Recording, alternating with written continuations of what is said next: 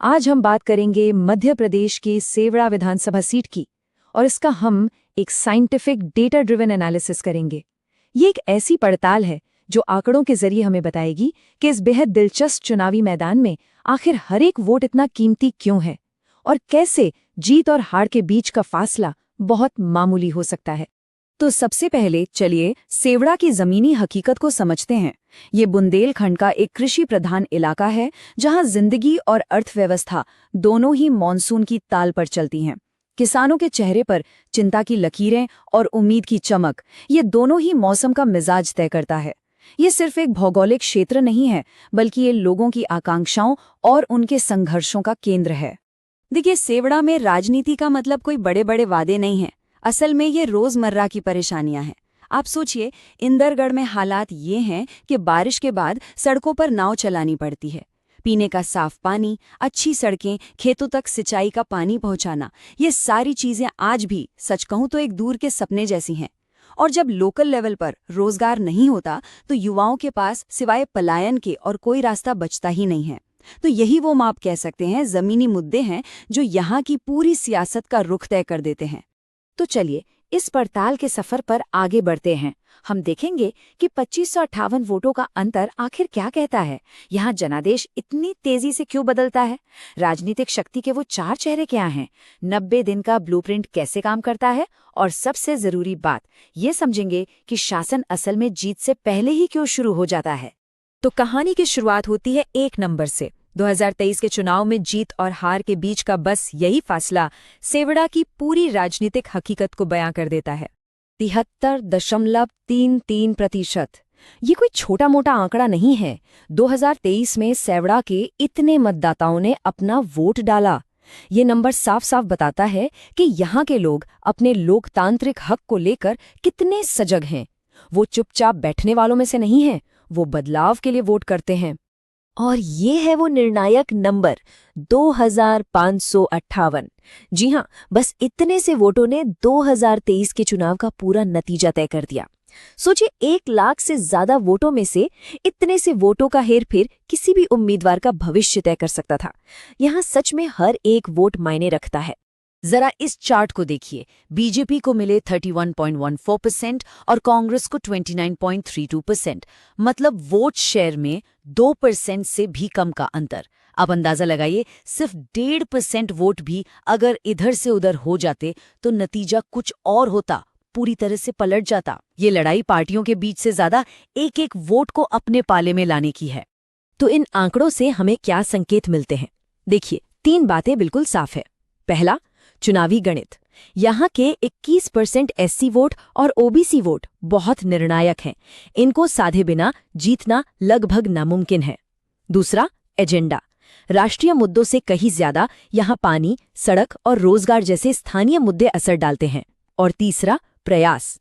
जीत के लिए सिर्फ 2 से 3% स्विंग वोटरों को अपनी तरफ खींचना है और ये काम सिर्फ और सिर्फ एक मजबूत बूथ स्तरीय संगठन ही कर सकता है।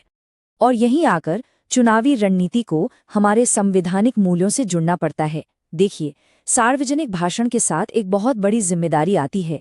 इसका असली लक्ष्य लोगों को भड़काना नहीं, बल्कि उन्हें सही जानकारी देना है और हर एक नागरिक की गरिमा का सम्मान करना है।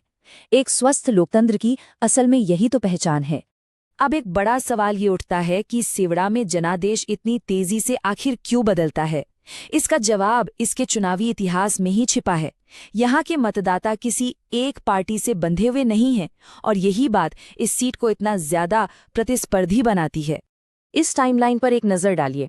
2008 में बसपा, फिर 2013 में भाजपा, 2018 में कांग्रेस एक बहुत बड़ी जीत के साथ आती है और फिर 2023 में पासा एक बार फिर पलटता है और भाजपा एक मामूली अंतर से जीत जाती है। ये पैटर्न हमें क्या दिखाता है? ये पैटर्न दिखाता है कि सेवड़ा का मतदाता बहुत समझदार है। वो किसी पार्टी का बंधुआ वोटर नहीं है। वो काम देखता है, मुद्दों को तौलता है और फिर अपना फैसला सुनाता है।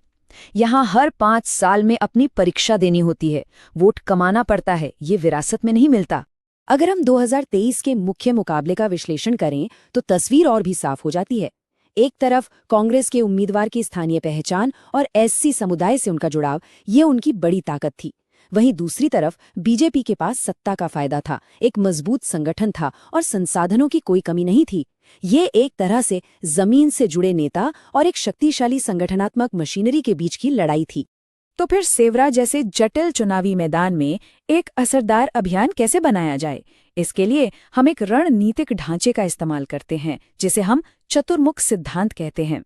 ये सिद्धांत किसी भी चुनाव को जीतने के लिए 4 स्तंभों पर ध्यान केंद्रित करने की बात करता है। ये 4 चेहरे हैं: चुनावी, संगठनात्मक, कथात्मक और संसाधन। चुनावी चेहरा यानी आंकड़ों को समझना, संगठनात्मक चेहरा यानी आपकी जमीनी पकड़ कैसी है, कथात्मक चेहरा वो कहानी है जिससे आप जनता का भरोसा जीतते हैं, और संसाधन चेहरा है आपके सीमित फंड और मैन पावर का सही से सही इस्तेमाल। जीत के लिए इन चारों का मजबूत होना और एक दूसरे के साथ मिलकर काम करना बहुत जरूरी है। इन सब में कथात्मक चेहरा सबसे अहम है। इसका मतलब सिर्फ नारे लगाना या शोर मचाना नहीं होता। इसका मतलब है जनता से एक प्रामाणिक, एक सच्चा रिश्ता बनाना, उनकी समस्याओं के लिए जैसे पानी, सड़क और नौकरियों के लिए ठोस और विश्वसनीय समाधान पेश करना। ये एक वादा है, एक जवाबदेही का संकल्प है, जिससे लोगों का विश्वास कमाया जाता है, किराए पर नहीं लिया जाता। अच्छा, अब रणनीति से आगे बढ़कर एक ठोस जमीनी कार्य योजना पर आते हैं, क्योंकि देखिए, अच्छी से अच्छी रणनीति भी अगर सही तरीके से लागू न की जाए तो वो सिर्फ कागज पर ही रह जाती है। इसके लिए एक 90 दिन का ब्लूप्रिंट बहुत कारगर हो सकता है।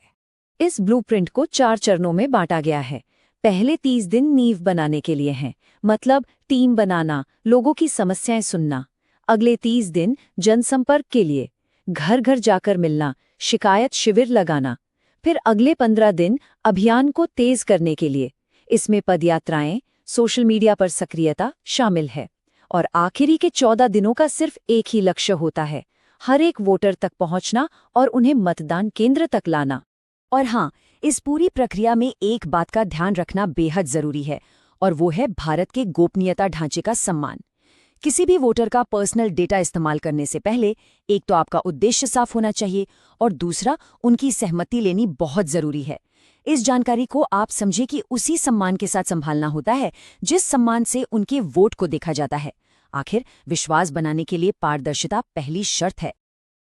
आज के दौर में जमीनी अभियान को डिजिटल रणनीति का साथ मिलना बहुत जरूरी है, और इसका मतलब महंगे विज्ञापन नहीं है, बल्कि स्मार्ट तरीके हैं, जैसे हर गांव में व्हाट्सएप ग्रुप बनाना, उम्मीदवार के छोटे छोटे सच्चे वीडियोस बनाना, और गलत सूचनाओं का मुकाबला करने के लिए सरल फैक्ट चेक चार्ट्स का इस्तेमाल करना।